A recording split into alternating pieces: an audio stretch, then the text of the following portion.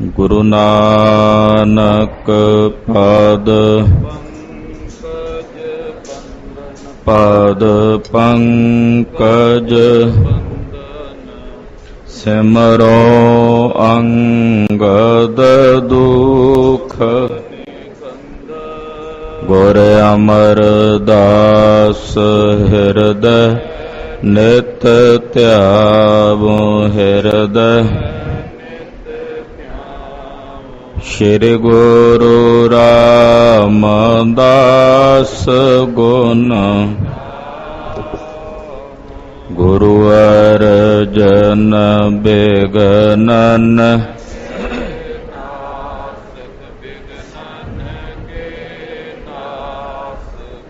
हर गोबिंद शुभ मत पर श्री हर राय नमो कर जोरी नमो कर जोरी श्री हर कृष्ण मनाओ बहोरी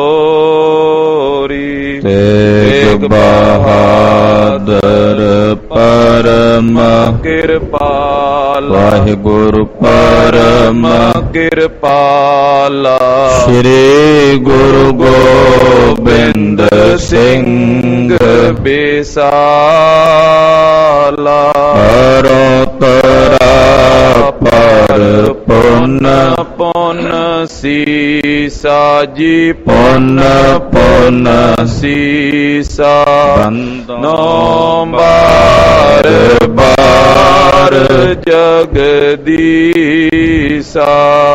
कंकारा सतगुरु तेह प्रसाद सचोए वाहिगुरु जी की फतेह बेगन बिनाशन सोए वाहिगुरु जी की फतेह बेगन बिनाशन सोए।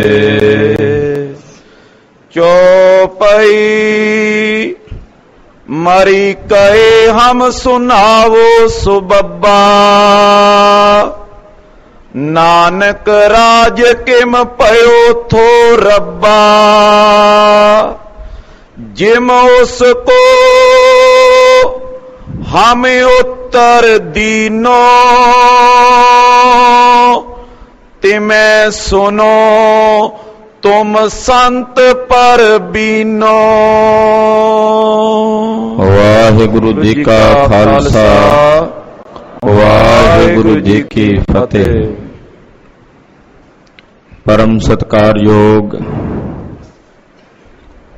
सम्मान योग गुरु का खास रूप गुरु खालसा साध संगत तंता दे पात्र हो जुगो जुग अटल सतगुरु श्री गुरु ग्रंथ साहिब जी दे पवित्र चरणा विच संध्या वेले दे सजे हुए दीवाना च हाजरियां भर के अपने जीवन दियां घड़ियां गुरु लेखे ला के सफला कर रहे। अज पवित्र इतिहासक दिन है। श्रोमणी संत श्रोमणी भगत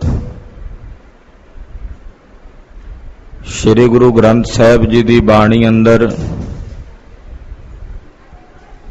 15 भगत साहबाना की बाणी दर्ज है। उन्हां 15 भगतां विचों सब तो पहला स्थान जिस भगत का है वो हन भगत कबीर जी। भगत कबीर जी महाराज जी का अज जन्म दिहाड़ा है। भगत जी के जन्म बारे ये दस्या जाता है कि काशी विच गंगा के कंढे ते महाराज भगत कबीर जी अवतरत ही होए और नीरू नाम दे जुलाए ने भगत जी महाराज कबीर जी नूं अज दे दिन लिजा के उन्हां दी परवरिश कीती। ਭਾਵੇਂ ਪਰਵਰਿਸ਼ ਮੁਸਲਮਾਨ ਪਰਿਵਾਰ ਵਿੱਚ ਹੋਈ ਸੀ, ਪਰ ਅੰਦਰ ਦਾ ਜਿਹੜਾ ਝੁਕਾਅ ਸੀ ਉਹ ਹਿੰਦੂ ਮਤ ਵਾਲੇ ਪਾਸੇ ਸੀ। ਇਸੇ ਕਰਕੇ ਇਹਨਾਂ ਨੇ ਰਾਮਾਨੰਦ ਜੀ ਜੋ ਭਗਤ ਕਬੀਰ ਜੀ ਦੇ ਗੁਰੂ ਨੇ, ਵੈਰਾਗੀ ਸੰਤ ਵੈਸ਼ਨਵ ਮਤ ਦੇ ਧਾਰਨੀ ਕਬੀਰ ਜੀ ਦੇ ਗੁਰੂ ਰਾਮਾਨੰਦ ਜੀ, ਜਿਨ੍ਹਾਂ ਦੀ ਬਾਣੀ ਸ੍ਰੀ ਗੁਰੂ ਗ੍ਰੰਥ ਸਾਹਿਬ ਵਿੱਚ ਦਰਜ ਹੈ, ਰਾਮਾਨੰਦ ਜੀ ਨੂੰ ਆਪਣਾ ਗੁਰੂ ਧਾਰਨ ਕੀਤਾ। ਉਹਨਾਂ ਪਾਸੋਂ ਗੁਰੂ ਦੀਖਿਆ ਲੈ ਕੇ ਕਬੀਰ ਜੀ ਨੇ ਬੜੇ ਬੜੇ ਜਿਹੜੇ ਚੋਟੀ ਦੇ ਵਿਦਵਾਨ ਸਨ, ਜਿਨ੍ਹਾਂ ਨੂੰ ਆਪਣੀ ਵਿਦਿਆ ਦਾ ਬੜਾ ਮਾਣ ਤੇ ਹੰਕਾਰ ਸੀ, ਉਹਨਾਂ ਨਾਲ ਚਰਚਾ ਕਰਕੇ ਉਹਨਾਂ ਨੂੰ ਹਰਾਇਆ ਵੀ, ਔਰ ਇਹ ਵੀ ਦੱਸਿਆ ਕਿ ਸਿਧਾਂਤ ਕੀ ਹੈ। ਐਸੇ ਮਹਾਨ ਭਗਤ ਕਬੀਰ ਜੀ ਦੇ ਪਵਿੱਤਰ ਜਨਮ ਦਿਹਾੜੇ ਦੀਆਂ ਆਪ ਸਰਬੱਤ ਸੰਗਤਾਂ ਨੂੰ ਵਧਾਈਆਂ ਹਨ। ਲੜੀਵਾਰ ਇਤਿਹਾਸ ਦੀ ਕਥਾ ਆਪ ਜੀ ਸਰਵਣ ਕਰ ਰਹੇ ਹੋ। ਕੈਪਟਨ ਮਰੇ ਦੀ ਡਿਊਟੀ ਲਾਈ ਹੈ ਸਰ ਡੇਵਿਡ ਆਕਟਰਲੋਨੀ ਨੇ ਕਿ ਤੂੰ ਪੰਥ ਦਾ ਇਤਿਹਾਸ ਲਿਖਵਾ। ਤੋ ਕੈਪਟਨ ਮਰੇ ਨੇ ਲੁਧਿਆਣੇ ਵਿੱਚ ਇੱਕ ਬੂਟੇ ਸ਼ਾਹ ਮੌਲਵੀ ਮੁਸਲਮਾਨ ਨੂੰ ਹਦਾਇਤ ਕੀਤੀ ਕਿ ਤੂੰ ਖਾਲਸੇ ਦੀ ਤਵਾਰੀਖ ਲਿਖ। ਬੂਟੇ ਸ਼ਾਹ ਮੌਲਵੀ ਨੇ ਖਾਲਸੇ ਦਾ ਇਤਿਹਾਸ ਲਿਖਿਆ, ਪਰ ਗਲਤ ਲਿਖਿਆ, ਸਹੀ ਦਰੁਸਤ ਨਹੀਂ ਲਿਖਿਆ। ਅਚਾਨਕ ਉਸੇ ਕਚਹਿਰੀ ਵਿੱਚ ਭਾਈ ਰਤਨ ਸਿੰਘ ਜੀ ਭੰਗੂ ਪਹੁੰਚੇ। ਕੈਪਟਨ ਮਰੇ ਨਾਲ ਵਾਰਤਾਲਾਪ ਹੋਈ। ਉਹਨੇ ਦੱਸਿਆ ਕਿ ਮੈਂ ਸਿੱਖਾਂ ਦਾ ਇਤਿਹਾਸ ਲਿਖਵਾ ਰਿਹਾ, ਤੇ ਬੂਟੇ ਸ਼ਾਹ ਮੌਲਵੀ ਇਤਿਹਾਸ ਲਿਖ ਰਿਹਾ। ਭਾਈ ਰਤਨ ਸਿੰਘ ਜੀ ਕਹਿੰਦੇ ਮੈਨੂੰ ਦਰਸ਼ਨ ਕਰਾਓ, ਉਹਨੇ ਕੀ ਲਿਖਿਆ। ਜਦੋਂ ਬੂਟੇ ਸ਼ਾਹ ਮੌਲਵੀ ਦੀ ਲਿਖਤ ਭਾਈ ਰਤਨ ਸਿੰਘ ਭੰਗੂ ਨੇ ਪੜ੍ਹੀ ਤੇ ਵੇਖ ਕੇ ਮੱਥਾ ਠਣਕਿਆ ਵੀ ਇਹ ਤਾਂ ਕੱਟੜ ਮੁਤੱਸਬੀ ਮੁਸਲਮਾਨ ਹੈ, ਖਾਲਸੇ ਦਾ ਇਤਿਹਾਸ ਸਹੀ ਨਹੀਂ ਲਿਖ ਰਿਹਾ, ਇਹ ਸਿੰਘਾਂ ਦੀ ਚੜ੍ਹਦੀ ਕਲਾ ਨੂੰ ਘਟਾ ਕੇ ਬਿਆਨ ਕਰ ਰਿਹਾ। ਭਾਈ ਰਤਨ ਸਿੰਘ ਨੇ ਆਖਿਆ ਵੀ ਇਹ ਤਾਂ ਤੁਰਕ ਹੈ, ਖਾਲਸੇ ਦਾ ਤੁਰਕਾਂ ਦੇ ਨਾਲ ਜੰਗ ਯੁੱਧ ਚੱਲ ਰਿਹਾ ਹੈ, ਤੇ ਸਾਡਾ ਇਤਿਹਾਸ ਕਿੱਥੇ ਲਿਖੇਗਾ। ਤੋ ਕੈਪਟਨ ਮਰੇ ਨੇ ਆਖਿਆ ਵੀ ਫਿਰ ਤੂੰ ਇਤਿਹਾਸ ਲਿਖ ਕੇ ਦੱਸ ਕਿ ਸਿੰਘਾਂ ਨੂੰ ਜਿਹੜੀ ਇਹ ਪਾਤਸ਼ਾਹੀ ਹੈ ਉਹ ਕਿਹਨੇ ਦਿੱਤੀ ਹੈ। ਤੋ ਭਾਈ ਰਤਨ ਸਿੰਘ ਜੀ ਨੇ ਜਵਾਬ ਦਿੱਤਾ ਕਿ ਸਿੰਘਾਂ ਨੂੰ ਇਹ ਪਾਤਸ਼ਾਹੀ ਸੱਚੇ ਪਾਤਸ਼ਾਹ ਨੇ ਦਿੱਤੀ ਹੈ। ਕਹਿੰਦਾ ਇਹ ਸੱਚੇ ਪਾਤਸ਼ਾਹ ਕੌਣ ਸੀ। ਮਹਾਰਾਜ ਜੀ ਭਾਈ ਰਤਨ ਸਿੰਘ ਜੀ ਕਹਿਣ ਲੱਗੇ ਸੱਚੇ ਪਾਤਸ਼ਾਹ ਧੰਨ ਗੁਰੂ ਨਾਨਕ ਸਾਹਿਬ ਸਨ। ਕਹਿੰਦਾ ਫਿਰ ਉਹ ਤਾਂ ਇੱਕ ਫਕੀਰ ਸਨ। ਰਤਨ ਸਿੰਘ ਨੇ ਆਖਿਆ ਉਹ ਤਾਂ ਐਸੇ ਮਹਾਨ ਅਕਾਲ ਪੁਰਖ ਦਾ ਅਵਤਾਰ ਸਨ ਕਿ ਜਿਸ ਫਕੀਰ ਦੇ ਸਿਰ ਤੇ ਹੱਥ ਧਰਿਆ ਉਹਨੂੰ ਵੀ ਬਾਦਸ਼ਾਹ ਬਣਾ ਦਿੱਤਾ। ਵੱਡੇ ਵੱਡੇ ਬਾਦਸ਼ਾਹਾਂ ਵੱਲ ਵੇਖ ਕੇ ਉਹਨਾਂ ਨੂੰ ਭੀਖ ਮੰਗਣ ਲਾ ਦਿੱਤਾ, ਭਿਖਾਰੀ ਬਣਾ ਦਿੱਤਾ, ਦੇਰੀ ਨਹੀਂ ਲਾਈ। ਕਹਿਣ ਲੱਗਾ ਫਿਰ ਮੈਨੂੰ ਗੁਰੂ ਨਾਨਕ ਸਾਹਿਬ ਬਾਰੇ ਦੱਸੋ ਵੀ ਉਹ ਕੌਣ ਸਨ, ਉਹਨਾਂ ਵਿੱਚ ਇੰਨੀ ਸ਼ਕਤੀ ਕਿਵੇਂ ਆਈ। ਉਹ ਸਾਰਾ ਇਤਿਹਾਸ ਕੈਪਟਨ ਮਰੇ ਲਿਖ ਰਿਹਾ, ਭਾਈ ਰਤਨ ਸਿੰਘ ਭੰਗੂ ਉਹਨੂੰ ਲਿਖਵਾ ਰਹੇ ਨੇ। ਉਸੇ ਦਾ ਫਿਰ ਇਹ ਤਰਜਮਾ ਭਾਈ ਰਤਨ ਸਿੰਘ ਭੰਗੂ ਨੇ ਸ੍ਰੀ ਗੁਰੂ ਪੰਥ ਪ੍ਰਕਾਸ਼ ਵਿੱਚ ਕੀਤਾ ਹੈ, ਔਰ ਖਾਲਸੇ ਨੂੰ ਇਹ ਇਤਿਹਾਸ ਸੁਣਾਉਂਦਿਆਂ ਸੁਣਾ ਰਹੇ ਨੇ। ਆਓ ਮਨ ਬਿਰਤੀਆਂ ਇਕਾਗਰ ਕਰੀਏ। ਜਗਤ ਗੁਰੂ ਧੰਨ ਸ੍ਰੀ ਗੁਰੂ ਨਾਨਕ ਦੇਵ ਸਾਹਿਬ ਸੱਚੇ ਪਾਤਸ਼ਾਹ ਦੇ ਪਵਿੱਤਰ ਚਰਨਾਂ ਦਾ ਧਿਆਨ ਆਪਣੇ ਹਿਰਦਿਆਂ 'ਚ ਧਾਰਨ ਕਰਦੇ ਹੋਇਆਂ ਆਪ ਦੇ ਜੀਵਨ ਤੇ ਰਸਨਾ ਦੇ ਕਲਿਆਣ ਨਿਮਿਤ ਆਖੀਏ ਜੀ ਸਤਨਾਮ ਸ੍ਰੀ ਵਾਹਿਗੁਰੂ ਸਾਹਿਬ ਜੀ। ਸਤਨਾਮ ਸ੍ਰੀ ਵਾਹਿਗੁਰੂ ਸਾਹਿਬ ਜੀ। ਚੌਪਈ ਮਰੀ ਕਹੇ ਹਮ ਸੁਨਾਵੋ ਸੁਬੱਬਾ। ਕੈਪਟਨ ਮਰੇ ਭਾਈ ਰਤਨ ਸਿੰਘ ਭੰਗੂ ਨੂੰ ਕਹਿਣ ਲੱਗਾ ਭਾਈ ਰਤਨ ਸਿੰਘ ਜੀ, ਸਰਦਾਰ ਰਤਨ ਸਿੰਘ ਜੀ, ਮੈਨੂੰ ਤੁਸੀਂ ਗੁਰੂ ਨਾਨਕ ਸਾਹਿਬ ਸੱਚੇ ਪਾਤਸ਼ਾਹ ਜੀ ਮਹਾਰਾਜ ਜੀ ਬਾਰੇ ਦੱਸੋ। ਉਹਨਾਂ ਬਾਰੇ ਮੈਨੂੰ ਦੱਸੋ ਕਿ ਉਹਨਾਂ ਦਾ ਪ੍ਰਕਾਸ਼ ਕਦੋਂ ਹੋਇਆ, ਕਿਵੇਂ ਹੋਇਆ। ਨਾਨਕ ਰਾਜ ਕਿਮ ਭਇਓ ਥੋ ਰੱਬਾ। ਰੱਬ ਦੇ ਕੋਲੋਂ, ਅਕਾਲ ਪੁਰਖ ਦੇ ਕੋਲੋਂ ਗੁਰੂ ਨਾਨਕ ਸਾਹਿਬ ਨੂੰ ਰਾਜ ਕਿਵੇਂ ਮਿਲਿਆ? ਕਿਉਂਕਿ ਇਹਨੇ ਪੁੱਛਿਆ ਨਾ ਵੀ ਗੁਰੂ ਨਾਨਕ ਸਾਹਿਬ ਨੂੰ ਪਾਤਸ਼ਾਹੀ ਕਿਹਨੇ ਦਿੱਤੀ ਸੀ, ਤੇ ਭਾਈ ਰਤਨ ਸਿੰਘ ਨੇ ਆਖਿਆ ਗੁਰੂ ਨਾਨਕ ਸਾਹਿਬ ਨੂੰ ਪਾਤਸ਼ਾਹੀ ਅਕਾਲ ਪੁਰਖ ਨੇ ਦਿੱਤੀ ਸੀ। ਕਹਿੰਦਾ ਇਹ ਦੱਸੋ ਵੀ ਗੁਰੂ ਨਾਨਕ ਸਾਹਿਬ ਨੂੰ ਰੱਬ ਨੇ, परमात्मा ने, अकाल पुरख ने राज किमें दिता है। जिम उसको हम उत्तर दीनो। सरदार रतन सिंह जी भंगू कहंदे कैप्टन मरे ने जदों मैनू ये सवाल कीता, ਉਹਦਾ ਇਹ ਸਵਾਲ ਸੁਣ ਕੇ ਜਿਵੇਂ ਅਸੀਂ ਉਹਨੂੰ ਉੱਤਰ ਦਿੱਤਾ, ਉਹਨੂੰ ਜਵਾਬ ਦਿੱਤਾ। ਮੈਂ ਸੁਨੋ ਤੁਮ ਸੰਤ ਪ੍ਰਵੀਨੋ। ਇਹ ਪ੍ਰਵੀਨ ਸੰਤ ਜਨੋ, ਸਰੋਤਾ ਜਨੋ, ਖਾਲਸਾ ਜੀ, ਜੋ ਜਵਾਬ ਮੈਂ ਕੈਪਟਨ ਮਰੇ ਨੂੰ ਦਿੱਤਾ ਸੀ ਉਹ ਮੈਂ ਇੱਥੇ ਲਿਖਣ ਲੱਗਾ, ਤੁਸੀਂ ਵੀ ਭਾਈ ਸਾਰੇ ਪਿਆਰ ਦੇ ਨਾਲ ਸੁਣੋ। ਕਲਯੁਗ ਮੈਂ ਵੱਡ ਪਰ ਗਇਓ ਧੁੰਦ। ਕਲਯੁਗ ਦਾ ਵਰਤਾਰਾ ਸੀ, ਕਲਯੁਗ ਵਿੱਚ ਅੰਧ ਧੁੰਦ ਵਰਤ ਗਈ ਸਾਰੇ ਜਗਤ ਦੇ ਵਿੱਚ। ਐਸਾ ਮਹਾ ਪਾਪ ਸਾਰੇ ਕਲਯੁਗ ਦੇ ਵਿੱਚ ਹੋਣ ਲੱਗਾ। ਵਧਿਓ ਕੁਧਰਮ ਧਰਮ ਪਇਓ ਮੰਦ। ਕੁਧਰਮ ਵਧਣ ਲੱਗਾ, ਯਾਨੀ ਕਿ ਅਧਰਮ ਦਾ ਵਾਧਾ ਹੋਣ ਲੱਗਾ ਤੇ ਧਰਮ ਮੰਦ ਹੋਣ ਲੱਗ ਪਿਆ, ਜਿਸ ਬਾਰੇ ਭਾਈ ਗੁਰਦਾਸ ਜੀ ਨੇ ਵੀ ਜ਼ਿਕਰ ਕੀਤਾ। ਕੱਲ ਹੋਈ ਕੁੱਤੇ ਮੁਹੀ, ਖਾਜ ਹੋਆ ਮੁਰਦਾਰ ਗੁਸਾਈ, ਰਾਜੇ ਪਾਪ ਕਮਾਵੰਦੇ ਉਲਟੀ ਵਾੜ ਖੇਤ ਕੋ ਖਾਈ। ਇਦਾਂ ਦਾ ਹਾਲਤ ਜਦੋਂ ਸੰਸਾਰ ਦੇ ਵਿੱਚ ਵਰਤ ਗਿਆ, ਅੰਧ ਧੁੰਦ ਸਾਰੇ ਜਗਤ ਦੇ ਵਿੱਚ ਵਰਤ ਗਈ, ਧਰਮ ਤੇ ਧਰਮ ਦਾ ਖਾਤਮਾ ਹੋ ਗਿਆ, ਅਧਰਮ ਦਾ ਬੋਲਬਾਲਾ ਹੋਇਆ। ਲਾਲਚ ਲਾਗੇ ਮਾਇਆ ਭੂਪ। ਔਰ ਜਿਹੜੇ ਰਾਜੇ ਸਨ ਉਹਨਾਂ ਅੰਦਰ ਕੇਵਲ ਇੱਕ ਮਾਇਆ ਦੀ ਹੋੜ ਲੱਗ ਗਈ, ਉਹਨਾਂ ਅੰਦਰ ਕੇਵਲ ਇੱਕ ਰੁਪਈਏ ਪੈਸੇ ਦੀ ਹੋੜ ਲੱਗ ਗਈ ਕਿ ਕਿਵੇਂ ਪਰਜਾ ਕੋਲੋਂ ਪੈਸਾ ਖੋਇਆ ਜਾਵੇ, ਕਿਵੇਂ ਪਰਜਾ ਕੋਲੋਂ ਪੈਸਾ ਬਟੋਰਿਆ ਜਾਵੇ।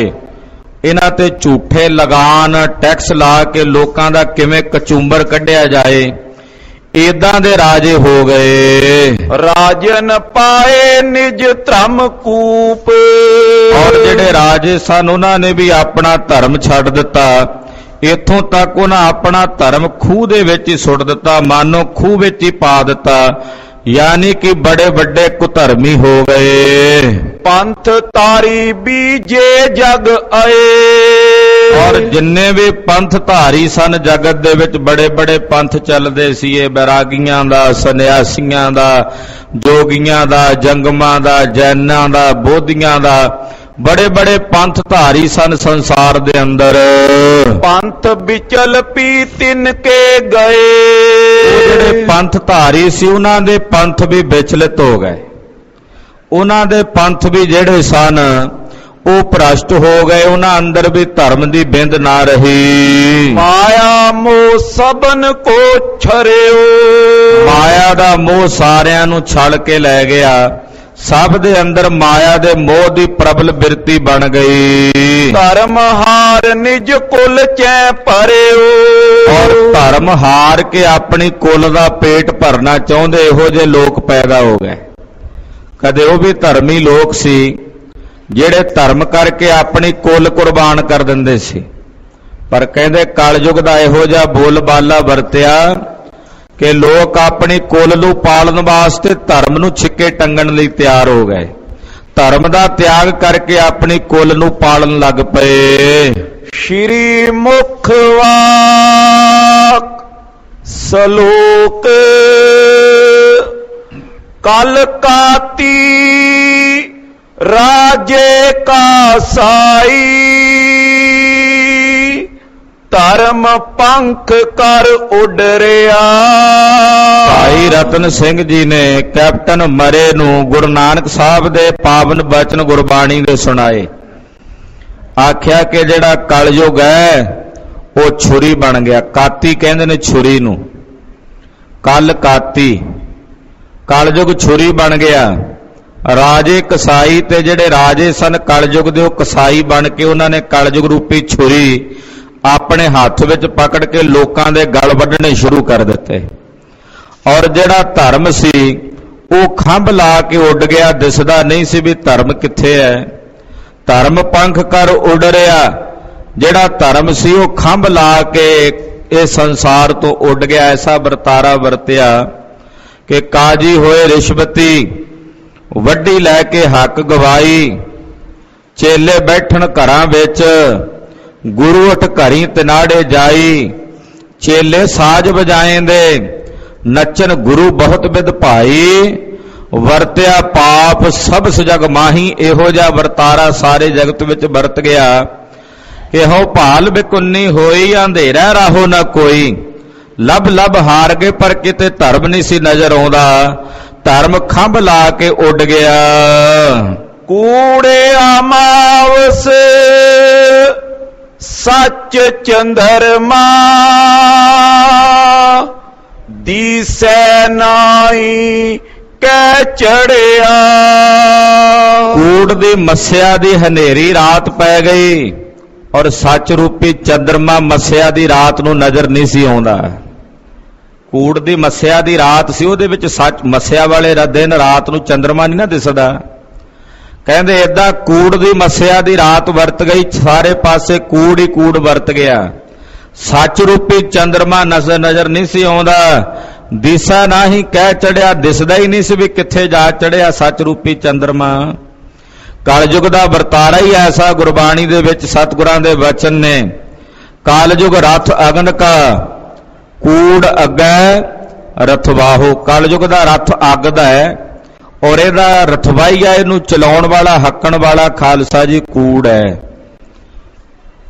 ਕਲਯੁਗ ਦਾ ਜਿਹੜਾ ਬੋਲ ਬਾਲਾ ਸਤਿਗੁਰਾਂ ਨੇ ਇਹਦੇ ਬਾਰੇ ਗੁਰਬਾਣੀ ਵਿੱਚ ਬਹੁਤ ਥਾਈਂ ਪ੍ਰਮਾਣ ਦਿੱਤੇ ਨੇ। ਸਰਮ ਧਰਮ ਦੇ ਛੱਪ ਖਲੋਏ, ਕੂੜ ਫੇਰਾ ਪ੍ਰਧਾਨ ਵੇ ਲਾਲੋ।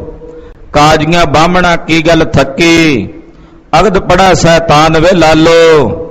ਪਾਪ ਕੀ ਜੰਜ ਲੈ ਕਾਬਲੋਂ ਧਾਇਆ, ਜੋਰੀ ਮੰਗੈ ਦਾਨ ਵੇ ਲਾਲੋ। ਇਹੋ ਜਿਹਾ ਵਰਤਾਰਾ ਸੰਸਾਰ ਦੇ ਵਿੱਚ ਵਰਤ ਗਿਆ ਕਿ ਨਾ ਸ਼ਰਮ ਨਜ਼ਰ ਆਉਂਦੀ ਸੀ, ਨਾ ਹੀ ਧਰਮ ਨਜ਼ਰ ਆਉਂਦਾ ਸੀ। ਸ਼ਰਮ ਤੇ ਧਰਮ ਦੋਵੇਂ ਛੱਪ ਗਏ। ਕੂੜ ਹੀ ਕੂੜ ਚਾਰੇ ਪਾਸੇ ਫਿਰਦਾ ਸੀ। ਝੂਠ ਤੇ ਕੂੜ ਹੀ ਸਾਰੇ ਪਾਸੇ ਬੋਲ ਬਾਲਾ ਝੂਠ ਦਾ ਹੀ ਵਰਤ ਰਿਹਾ ਸੀ। ਸੱਚ ਰੂਪੀ ਚੰਦਰਮਾ ਕਿੱਥੇ ਜਾ ਚੜਿਆ ਹੈ ਉਹ ਨਜ਼ਰ ਨਹੀਂ ਸੀ ਆਉਂਦਾ। ਦੋਹਰਾ ਤੋ ਮਰੀ ਨੇ ਫਿਰ ਕਿਓ, ਸਭ ਹਮ ਦਿਓ ਬਤਾਏ। ਜਦੋਂ ਭਾਈ ਰਤਨ ਸਿੰਘ ਨੇ ਦੱਸਿਆ ਵੀ ਕਲਯੁਗ ਦਾ ਇਹੋ ਜਿਹਾ ਵਰਤਾਰਾ ਵਰਤਿਆ ਤੇ ਕੈਪਟਨ ਮਰੇ ਪੁੱਛਣ ਲੱਗਾ, ਕਹਿੰਦਾ ਜੀ ਮੈਨੂੰ ਸਾਰਾ ਕੁਝ ਖੋਲ ਕੇ ਦੱਸੋ, ਸਾਰੀ ਕਥਾ ਗੁਰੂ ਨਾਨਕ ਸਾਹਿਬ ਜੀ ਦੀ ਵਿਆਖਿਆ ਸਹਿਤ ਦੱਸੋ। ਕੌਣ ਸਾਲ ਓ ਕਾਲ ਕੌਣ, ਦੇਸ਼ ਕੌਣ ਓ ਥਾਏ। ਕਿਹੜਾ ਸਾਲ ਸੀ ਜਦੋਂ ਗੁਰੂ ਨਾਨਕ ਸਾਹਿਬ ਨੇ ਅਵਤਾਰ ਧਾਰਿਆ, ਉਹ ਕਿਹੜਾ ਦੇਸ਼ ਸੀ, ਉਹ ਜਗ੍ਹਾ ਕਿਹੜੀ ਸੀ, ਉਹ ਨਗਰ ਕਿਹੜਾ ਸੀ ਜਿੱਥੇ ਗੁਰੂ ਨਾਨਕ ਸਾਹਿਬ ਨੇ ਅਵਤਾਰ ਧਾਰਨ ਕੀਤਾ, ਔਰ ਉਹ ਸਮਾਂ ਕਿਹੜਾ ਸੀ, ਮੈਨੂੰ ਉਹਦੇ ਬਾਰੇ ਦੱਸਣਾ ਕਰੋ। ਜੋ ਪਈ ਸਾਲ ਸੁਨੋ ਅਬ ਬਿਕਰਮ ਰਾਏ। ਉਹ ਭਾਈ ਰਤਨ ਸਿੰਘ ਜੀ ਨੇ ਫਿਰ ਦੱਸਿਆ ਕਿ ਹੇ ਕੈਪਟਨ ਮਰੇ, ਸੁਣ ਕੇ ਉਸ ਵੇਲੇ ਸੰਮਤ ਬਿਕਰਮੀ ਦਾ ਜੋ ਸਾਲ ਸੀ 1526 ਥਾਏ। ਸੰਮਤ ਬਿਕਰਮੀ ਦਾ ਸਾਲ ਸੀ 1526 ਤੇ ਕੱਤਕ ਦੀ ਪੂਰਨਮਾਸ਼ੀ ਵਾਲਾ ਦਿਨ ਸੀ ਜਿਸ ਦਿਨ ਗੁਰੂ ਨਾਨਕ ਸਾਹਿਬ ਨੇ ਅਵਤਾਰ ਧਾਰਿਆ। ਸੰਮਤ ਬਿਕਰਮੀ 1526 ਸੀ ਔਰ ਜਿਹੜਾ ਅੰਗਰੇਜ਼ਾਂ ਦਾ ਸਾਲ ਹੈ ਜਿਹਨੂੰ ਆਪਾਂ ਈਸਵੀ ਸਾਲ ਕਹਿੰਦੇ ਆ, ਜਿਹੜਾ ਅੱਜ ਕੱਲ ਆਪਣੇ ਸਮਾਜ ਵਿੱਚ ਜ਼ਿਆਦਾ ਪ੍ਰਚਲਿਤ ਹੈ, ਇਹ 1469 ਈਸਵੀ, ਇਹ ਈਸਵੀ ਸਾਲ 1469 ਬਣਦਾ ਹੈ। 1526 ਸੰਮਤ ਬਿਕਰਮੀ ਦਾ ਸਮਾਂ ਸੀ ਔਰ ਕੱਤਕ ਦੀ ਪੂਰਨਮਾਸ਼ੀ ਵਾਲਾ ਦਿਨ ਸੀ। ਤਲਵੰਡੀ ਬੁਲਾਰ ਭੋਏ ਰਾਏ। ਤਲਵੰਡੀ ਦਾ ਰਾਜਾ ਸੀ ਰਾਜਾ ਰਾਏ ਬੁਲਾਰ। ਰਾਏ ਭੋਏ ਦੀ ਤਲਵੰਡੀ, ਜਿਸ ਨੂੰ ਅੱਜ ਕੱਲ ਸੋਹਰੀ ਨਨਕਾਣਾ ਸਾਹਿਬ ਕਿਹਾ ਜਾਂਦਾ ਹੈ। ਟਿਗ ਲਾਹੌਰ ਓ ਕਸੂਰੈ ਦਾਏ। ਜੋ ਤਲਵੰਡੀ ਲਾਹੌਰ ਦੇ ਨੇੜੇ ਹੈ ਔਰ ਕਸੂਰ ਦੇ ਸੱਜੇ ਪਾਸੇ ਉਹਦੇ ਕਸੂਰ ਨਗਰ ਹੈ, ਉੱਥੇ ਉਹ ਰਾਏ ਭੋਏ ਦੀ ਤਲਵੰਡੀ ਹੈ। ਖੱਤਰੀ ਜਾਤੇ ਉਸ ਬੇਦੀ ਕਹਾਏ। ਖੱਤਰੀਆਂ ਦਾ ਪਰਿਵਾਰ ਸੀ, ਬੇਦੀਆਂ ਦਾ ਬੇਦੀ ਕਹਾਉਂਦੇ ਨੇ, ਉਹ ਵੇਦ ਪੜਨ ਤੇ ਬੇਦੀ ਬਣੇ, ਤੋ ਬੇਦੀਆਂ ਦਾ ਪਰਿਵਾਰ ਸੀ। ਲਿਓ ਅਵਤਾਰ ਇਸੈ ਕੁਲ ਮਾਏ। ਬੇਦੀਆਂ ਦੇ ਕੁੱਲ ਦੇ ਵਿੱਚ ਜਗਤ ਗੁਰੂ ਸ੍ਰੀ ਗੁਰੂ ਨਾਨਕ ਦੇਵ ਸਾਹਿਬ ਜੀ ਮਹਾਰਾਜ ਜੀ ਨੇ ਪਿਤਾ ਕਲਿਆਣ ਦਾਸ ਮਹਿਤਾ ਕਾਲੂ ਜੀ ਦੇ ਗ੍ਰਹਿ ਵਿਖੇ ਅਵਤਾਰ ਧਾਰਨ ਕੀਤਾ। ਹੋਤੀ ਕੁਲੈ ਵੈ ਅਤ ਧਰਮਕਾਰੀ। ਇਹ ਬੇਦੀਆਂ ਦੇ ਕੁੱਲ ਸੀ, ਬੜੀ ਧਰਮੀਆਂ ਦੀ ਕੁੱਲ ਸੀ। ਵੇਦ ਪੜਨ ਤੋਂ ਖਾਲਸਾ ਜੀ ਬੇਦੀ ਬਣੇ ਨੇ। ਗੁਰੂ ਕਲਗੀਧਰ ਜੀ ਨੇ ਬਚਿੱਤਰ ਨਾਟਕ ਵਿੱਚ ਲਿਖਿਆ ਹੈ ਕਿ ਵੇਦੀ ਕਿਵੇਂ ਬਣੇ ਤੇ ਸੋਢੀ ਕਿਵੇਂ ਬਣੇ। ਵੇਦ ਪੜਨੇ ਤੇ ਬੇਦੀ ਬਣੇ, ਇਸ ਕਰਕੇ ਇਹਨਾਂ ਦੀ ਬੇਦੀਆਂ ਦੀ ਕੁੱਲ ਹੋਣ ਕਰਕੇ ਧਰਮੀ ਲੋਕ ਸਨ।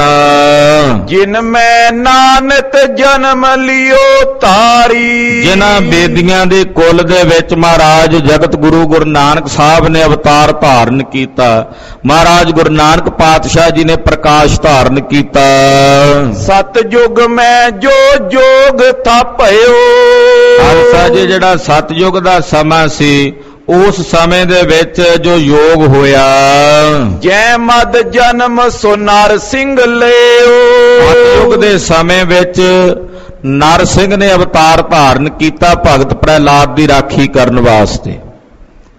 ਸਤਯੁਗ ਦਾ ਸਮਾਂ ਸੀ ਜਦੋਂ ਭਗਤ ਪ੍ਰਹਿਲਾਦ ਦੀ ਰਾਖੀ ਕਰਨ ਵਾਸਤੇ ਸਤਯੁਗ ਦੇ ਅੰਦਰ ਨਰ ਸਿੰਘ ਨੇ ਅਵਤਾਰ ਧਾਰਨ ਕੀਤਾ। ਓ ਤ੍ਰੇਤੇ ਮੈਂ ਜੋਗ ਪਇਓ ਜੋ। ਫਿਰ ਤ੍ਰੇਤੇ ਦੇ ਵਿੱਚ ਜਿਹੜਾ ਯੋਗ ਅਵਤਾਰ ਹੋਇਆ, ਰਾਮ ਜਨਮ ਮਦ ਧਾਰਿਓ ਸੋ। ਉਸ ਵੇਲੇ ਸ਼੍ਰੀ ਰਾਮਚੰਦਰ ਜੀ ਨੇ ਜਨਮ ਧਾਰਨ ਕੀਤਾ ਤ੍ਰੇਤੇ ਯੁੱਗ ਦੇ ਵਿੱਚ। ਜੋ ਯੋਗ ਸਨ ਤ੍ਰੇਤੇ ਯੁੱਗ ਦੇ ਵਿੱਚ, ਉਹ ਸ਼੍ਰੀ ਰਾਮ ਰੂਪ ਹੋ ਕੇ ਆਏ। ਦੁਆਪਰ ਜਨਮਿਓ ਕ੍ਰਿਸ਼ਨ ਜੋਗ ਸਿੱਧ। ਔਰ ਦੁਆਪਰ ਦੇ ਅਵਤਾਰ ਜਿਹੜੇ ਸਨ ਉਹ ਭਗਵਾਨ ਕ੍ਰਿਸ਼ਨ ਸਨ। ਉਹਨਾਂ ਨੇ ਕ੍ਰਿਸ਼ਨ ਜੀ ਨੇ ਦੁਆਪਰ ਯੁੱਗ ਦੇ ਵਿੱਚ ਯੋਗ ਜਨਮ ਧਾਰਨ ਕੀਤਾ। ਨਾਨਕ ਜਨਮ ਕੁਲ ਮਿਲੀ ਸੋ ਬਿਦ। ਇਸੇ ਤਰ੍ਹਾਂ ਕਲਯੁਗ ਦੇ ਜਿਹੜੇ ਪੂਰਨ ਅਵਤਾਰ ਨੇ, ਉਹ ਧੰਨ ਸ੍ਰੀ ਗੁਰੂ ਨਾਨਕ ਦੇਵ ਸਾਹਿਬ ਸੱਚੇ ਪਾਤਸ਼ਾਹ ਨੇ। ਜਿਵੇਂ ਸਤਯੁਗ ਦੇ ਪੂਰਨ ਅਵਤਾਰ ਨਰ ਸਿੰਘ ਨੇ, ਤ੍ਰੇਤੇ ਦਾ ਪੂਰਨ ਅਵਤਾਰ ਮੰਨਿਆ ਜਾਂਦਾ ਸ਼੍ਰੀ ਰਾਮਚੰਦਰ ਨੂੰ, ਔਰ ਦੁਆਪਰ ਦਾ ਪੂਰਨ ਅਵਤਾਰ ਯੋਗ ਅਵਤਾਰ ਮੰਨਿਆ ਜਾਂਦਾ ਸ੍ਰੀ ਕ੍ਰਿਸ਼ਨ ਜੀ ਨੂੰ, ਤੇ ਕਲਯੁਗ ਦੇ ਪੂਰਨ ਅਵਤਾਰ ਨੇ ਧੰਨ ਸ੍ਰੀ ਗੁਰੂ ਨਾਨਕ ਦੇਵ ਸਾਹਿਬ ਸੱਚੇ ਪਾਤਸ਼ਾਹ ਜੀ ਮਹਾਰਾਜ। ਭੱਟਾਂ ਨੇ ਸਵਈਆਂ ਦੇ ਵਿੱਚ ਜ਼ਿਕਰ ਕੀਤਾ ਹੈ ਕਿ ਮਹਾਰਾਜ ਗੁਰੂ ਨਾਨਕ ਸਾਹਿਬ ਸੱਚੇ ਪਾਤਸ਼ਾਹ ਨੇ ਕਲੀ ਕਾਲ ਦੇ ਅੰਦਰ ਅਵਤਾਰ ਧਾਰਨ ਕੀਤਾ। ਪਿਤਾ ਨਾਮ ਥੋ ਕਾਲੂ ਦਾਸ। ਜਗਤ ਗੁਰੂ ਨਾਨਕ ਸਾਹਿਬ ਜੀ ਮਹਾਰਾਜ ਜੀ ਦੇ ਪਿਤਾ ਦਾ ਨਾਮ ਸੀ ਪਿਤਾ ਕਲਿਆਣ ਦਾਸ ਮਹਿਤਾ ਕਾਲੂ। ਮਾਤ ਨਾਮ ਥੋ ਤ੍ਰਿਪਤੋ ਤਾਸ। ਔਰ ਜਗਤ ਗੁਰੂ ਨਾਨਕ ਸਾਹਿਬ ਦੀ ਪੂਜਨੀਕ ਮਾਤਾ, ਜਿਨ੍ਹਾਂ ਦੀ ਬੜੀ ਭਾਰੀ ਤਪੱਸਿਆ ਹੈ, ਉਹ ਮਾਤਾ ਸੀ ਭਾਗਾਂ ਭਰੀ ਮਾਤਾ, ਮਾਤਾ ਤ੍ਰਿਪਤਾ, ਜਿਸ ਦੀ ਕੁੱਖ ਤੋਂ ਜਗਤ ਗੁਰੂ ਨਾਨਕ ਸਾਹਿਬ ਜੀ ਨੇ ਅਵਤਾਰ ਧਾਰਨ ਕੀਤਾ। ਦੋਹਰਾ ਧਰਮ ਮਾਏ ਹੋਵਤ ਕਨੇ। ਧਨ ਮੇਥੇ ਕੁਛ ਊਨ। ਸਰਦਾਰ ਰਤਨ ਸਿੰਘ ਜੀ ਕਹਿੰਦੇ ਵੀ ਧਰਮ ਦੇ ਵਿੱਚ ਤਾਂ ਪਿਤਾ ਮਹਿਤਾ ਕਾਲੂ ਜੀ ਬੜੇ ਪੱਕੇ ਸੀ, ਆਪਣੇ ਧਰਮ ਦੇ ਧਾਰਨੀ ਸਨ, ਪਰ ਮਾਇਆ ਕਰਕੇ ਇੰਨੇ ਵੱਡੇ ਧਨਾੜ ਨਹੀਂ ਸੀ। ਪਟਵਾਰੀ ਦਾ ਕੰਮ ਕਰਦੇ ਸਨ, ਪਰ ਮਾਇਆ ਕਰਕੇ ਇੰਨੇ ਧਨਵਾਨ ਨਹੀਂ ਸੀ ਪਿਤਾ ਮਹਿਤਾ ਕਾਲੂ ਜੀ। ਉਦਾਂ ਧਰਮ ਕਰਕੇ ਤਾਂ ਬੜੇ ਬਲਵਾਨ ਸੀ, ਧਨੀ ਸਨ, ਪਰ ਮਾਇਆ ਕਰਕੇ ਇੰਨੇ ਜ਼ਿਆਦਾ ਧਨੀ ਨਹੀਂ ਸਨ। ਕਿਛ ਕੁਲ ਕੋ ਕੁਛ ਉਨੈ ਕੋ। ਆਏ ਪ੍ਰਗਟਿਓ ਵੱਡ ਪੂਨ। ਕਹਿੰਦੇ ਕੁਝ ਇਹਨਾਂ ਦੇ ਕੁੱਲ ਦਾ ਤੇ ਕੁਝ ਇਹਨਾਂ ਦੀ ਜਿਹੜੀ ਤਪੱਸਿਆ ਸੀ, ਉਹਦੇ ਪੁੰਨ ਦੇ ਪ੍ਰਤਾਪ ਸਦਕਾ ਜਗਤ ਗੁਰੂ ਨਾਨਕ ਸਾਹਿਬ ਜੀ ਮਾਨੋ ਇਹਨਾਂ ਦੇ ਕੀਤੇ ਪੁੰਨਾਂ ਦਾ ਫਲ ਸੀ, ਜੋ ਇਹਨਾਂ ਦੇ ਘਰ ਦੇ ਵਿੱਚ ਦੀਨ ਦੁਨੀਆ ਦੇ ਮਾਲਕ ਗੁਰੂ ਨਾਨਕ ਸਾਹਿਬ ਨੇ ਅਵਤਾਰ ਧਾਰਨ ਕੀਤਾ। ਕਲਗੀਧਰ ਜੀ ਲਿਖਦੇ ਨੇ, ਤਿੰਨ ਬੇਦੀਆਂ ਕੇ ਕੁਲ ਬਿਖੈ ਪ੍ਰਗਟੇ ਨਾਨਕ ਰਾਏ। सब सिखन को सुख दए, जहत है भये सहाय, तिन ए कालमो धर्म चलायो। ਇਹੋ ਜਿਹਾ ਧਰਮ ਚਲਾਇਆ ਗੁਰੂ ਨਾਨਕ ਸਾਹਿਬ ਸੱਚੇ ਪਾਤਸ਼ਾਹ ਨੇ। ਭਲ ਸਾਹਿਤ ਉਹ ਭਲ ਕੜੀ, ਭਲਾ ਸਮਾਂ ਸੀ ਉਹ, ਘੜੀ ਵੀ ਉਹ ਭਲੀ ਸੀ, ਭਲਾ ਨਛੱਤਰ ਸੀ। ਭਲੋ ਨਛੱਤਰ ਜੋਗ, ਬੜਾ ਭਲਾ ਨਛੱਤਰ ਸੀ, ਭਲੀ ਘੜੀ ਸੀ, ਭਲਾ ਸਮਾਂ ਸੀ। ਭਲੀ ਰਾਸ ਉਹ ਗ੍ਰਹਿ ਭਲੇ, ਖਾਲਸਾ ਜੀ ਉਹ ਰਾਸ ਵੀ ਭਲੀ ਸੀ, ਉਹ ਗ੍ਰਹਿ ਵੀ ਭਲੇ ਸਨ। ਔਸਰ ਭਲੇ ਸੰਜੋਗ, ਉਹ ਜਿਹੜਾ ਅਵਸਰ ਹੈ, ਉਹ ਜਿਹੜਾ ਸਮਾਂ, ਉਹ ਵੀ ਭਲਾ ਹੈ, ਜਿਸ ਸਮੇਂ ਦੇ ਵਿੱਚ ਜਗਤ ਗੁਰੂ ਸ੍ਰੀ ਗੁਰੂ ਨਾਨਕ ਸਾਹਿਬ ਜੀ ਮਹਾਰਾਜ ਜੀ ਦਾ ਪ੍ਰਕਾਸ਼ ਹੋਇਆ। ਉਹ ਦਿਨ ਬੜਾ ਭਾਗਸ਼ਾਲੀ, ਕਹਿੰਦੇ ਜਿਸ ਸਮੇਂ ਗੁਰੂ ਨਾਨਕ ਸਾਹਿਬ ਨੇ ਅਵਤਾਰ ਧਾਰਿਆ, ਉਹ ਘੜੀ ਬੜੀ ਪਵਿੱਤਰ ਸੀ, ਉਹ ਗ੍ਰਹਿ ਨਛੱਤਰ ਬੜੇ ਭਲੇ ਸਨ, ਉਹ ਸਮਾਂ ਬੜਾ ਭਲਾ ਸੀ। ਔਰ ਐਸਾ ਵੀ ਮਹਾਂਪੁਰਸ਼ ਲਿਖਦੇ ਨੇ ਕਿ ਜਿਨ੍ਹਾਂ ਬਾਲਕਾਂ ਨੇ ਗੁਰੂ ਨਾਨਕ ਸਾਹਿਬ ਦੇ ਨਾਲ ਅਵਤਾਰ ਧਾਰਨ ਕੀਤਾ, ਸੰਸਾਰ ਦੇ ਵਿੱਚ ਉਸ ਵੇਲੇ ਜਿੰਨੇ ਵੀ ਬੱਚੇ ਜਨਮ ਲੈ ਕੇ ਆਏ, ਉਹ ਸਾਰੇ ਮਹਾਂਪੁਰਸ਼ ਤੇ ਭਗਤ ਪੈਦਾ ਬਣ ਕੇ ਹੋਏ, ਉਹ ਭਗਤ ਬਣ ਕੇ ਪੈਦਾ ਹੋਏ। ਉਹ ਭਲਾ ਹੀ ਸਮਾਂ ਹੀ ਐਸਾ ਸੀ, ਜਿਸ ਸਮਾਂ ਸੰਜੋਗ ਹੀ ਐਸਾ ਬਣਿਆ ਹੋਇਆ ਸੀ ਕਿ ਜਿਸ ਸੰਜੋਗ ਵਿੱਚ ਮਹਾਰਾਜ ਗੁਰੂ ਨਾਨਕ ਸਾਹਿਬ ਦਾ ਅਵਤਾਰ ਹੋਇਆ। ਜਨਮਤਈ ਤੈ ਮਾਤ ਪਿਤ, ਬੜਿਓ ਬਹੁਤ ਪ੍ਰਤਾਪ। ਗੁਰੂ ਨਾਨਕ ਸਾਹਿਬ ਦਾ ਪ੍ਰਕਾਸ਼ ਹੁੰਦਿਆਂ ਹੀ ਮਾਤਾ ਪਿਤਾ ਦਾ ਪ੍ਰਤਾਪ ਵੱਧ ਗਿਆ। ਪਿਤਾ ਮਹਿਤਾ ਕਾਲੂ ਜੀ ਦਾ, ਮਾਤਾ ਤ੍ਰਿਪਤਾ ਜੀ ਦਾ ਪ੍ਰਤਾਪ ਉਹ ਸਾਰੇ ਪਾਸੇ ਵੱਧ ਗਿਆ। ਰਿੱਧ ਸਿੱਧ ਨੌ ਨਿਧ ਯੁੱਤ, ਦਿਓ ਭੂਮ ਤਨ ਆਪ। ਔਰ ਕਹਿੰਦੇ ਗੁਰੂ ਨਾਨਕ ਸਾਹਿਬ ਦੀ ਕਿਰਪਾ ਨਾਲ ਘਰ ਵਿੱਚ ਪਹਿਲਾਂ ਗਰੀਬੀ ਸੀ, ਜਦੋਂ ਸਤਿਗੁਰਾਂ ਦਾ ਅਵਤਾਰ ਹੋਇਆ, ਰਿੱਧੀਆਂ ਸਿੱਧੀਆਂ ਨੌ ਨਿਧੀਆਂ, ਭੂਮੀ ਦੇ ਵਿੱਚੋਂ ਸਭ ਧਨ ਆਦਿਕ ਕੁਝ ਦੇ ਦਿੱਤਾ, ਸਭ ਕੁਝ ਪਿਤਾ ਮਹਿਤਾ ਕਾਲੂ ਜੀ ਨੂੰ ਪ੍ਰਾਪਤ ਹੋ ਗਿਆ। ਚੌਪਈ ਆਵਲ ਗੱਡਨ ਕੋ ਪ੍ਰਿਥੀ ਖੁਣਾਈ। ਕਹਿੰਦੇ ਜਦੋਂ ਆਵਲ ਗੱਡਣ ਵਾਸਤੇ, ਆਵਲ ਕਹਿੰਦੇ ਨੇ ਖਾਲਸਾ ਜੀ ਜ਼ੇਰ ਨੂੰ, ਔਲ ਜਿਹੜੀ ਝਿੱਲੀ ਆ ਜਿਹਦੇ ਵਿੱਚੋਂ ਬੱਚਾ ਜਨਮ ਲੈ ਕੇ ਆਉਂਦਾ ਹੈ, ਉਹ ਜਿਹੜੀ ਝਿੱਲੀ ਜਦੋਂ ਦੱਬਣ ਵਾਸਤੇ ਬਾਹਰ ਨੂੰ ਗਏ, ਤਾਹਾਂ ਦਰਬ ਤਿਸ ਨਦਰੀ ਆਈ। ਪਿਤਾ ਮਹਿਤਾ ਕਾਲੂ ਜੀ ਨੇ ਜ਼ਮੀਨ ਪੁੱਟੀ ਵੀ ਇਹ ਜਿਹੜੀ ਔਲ ਆ ਦੱਬ ਦਈਏ। ਜਦੋਂ ਦੱਬਣ ਲੱਗੇ ਤੇ ਥੱਲਿਓ ਕਹਿੰਦੇ ਰੁਪਈਆਂ ਦਾ ਇੱਕ ਘੜਾ ਭਰਿਆ ਹੋਇਆ ਮਿਲ ਗਿਆ ਪਿਤਾ ਜੀ ਨੂੰ। ਇਹੋ ਜੀ ਕਲਾ ਵਰਤੀ ਕਿ ਜਦੋਂ ਖੁਦਾਈ ਕੀਤੀ ਤੇ ਥੱਲਿਓ ਬੇਅੰਤ ਮਾਇਆ ਦੇ ਖਜ਼ਾਨੇ ਪ੍ਰਾਪਤ ਹੋ ਗਏ। ਮਾਤ ਪਿਤਾ ਦਿਲ ਵਧਿਓ ਹੁਲਾਸ, ਮਾਤਾ ਪਿਤਾ ਦੇ ਹਿਰਦਿਆਂ ਵਿੱਚ ਬੜਾ ਭਾਰੀ ਹੁਲਾਸ ਪੈਦਾ ਹੋਇਆ ਗੁਰੂ ਨਾਨਕ ਸਾਹਿਬ ਦਾ ਅਵਤਾਰ ਹੋਣ ਕਰਕੇ। ਪੰਡਤ ਸਦ ਪੁੱਛਿਓ ਵੱਡ ਖਾਸ, ਜਿਹੜਾ ਇਹਨਾਂ ਦੀ ਕੁੱਲ ਦਾ ਪੰਡਤ ਸੀ, ਪੰਡਤ ਹਰਦਿਆਲ, ਉਹ ਬੇਦੀਆਂ ਦੀ ਕੁੱਲ ਦਾ ਪੰਡਤ ਸੀ, ਬੜਾ ਸਿਆਣਾ ਸੀ, ਬੜਾ ਵਿਦਵਾਨ ਸੀ। ਪਿਤਾ ਜੀ ਕਿਉਂਕਿ ਹਿੰਦੂ ਸਮਾਜ ਵਿੱਚੋਂ ਸਨ, ਬੇਦੀ ਸਨ, ਤੇ ਉਹਨਾਂ ਨੇ ਹਿੰਦੂ ਰਹੁ ਰੀਤੀਆਂ ਹੀ ਕਰਨੀਆਂ ਸੀ। ਤੋ ਉਹਨਾਂ ਨੇ ਪੰਡਤ ਹਰਦਿਆਲ ਨੂੰ ਸੱਦਿਆ, ਆਪਣੇ ਕੋਲ ਬੁਲਾਇਆ, ਉਹਦੇ ਪਾਸੋਂ ਪੁੱਛਿਆ। ਦੋਹਰਾ ਪੰਡਤ ਟੇਵਾ ਲਿਖ ਤਰਿਓ, ਮਨ ਮੈਂ ਬੜ ਸੁਖ ਪਾਏ। ਪੰਡਤ ਜੀ ਨੂੰ ਪੁੱਛਿਆ ਕਿ ਤੁਸੀਂ ਨਾਨਕ ਦੀ ਜਨਮ ਪੱਤਰੀ ਬਣਾਓ।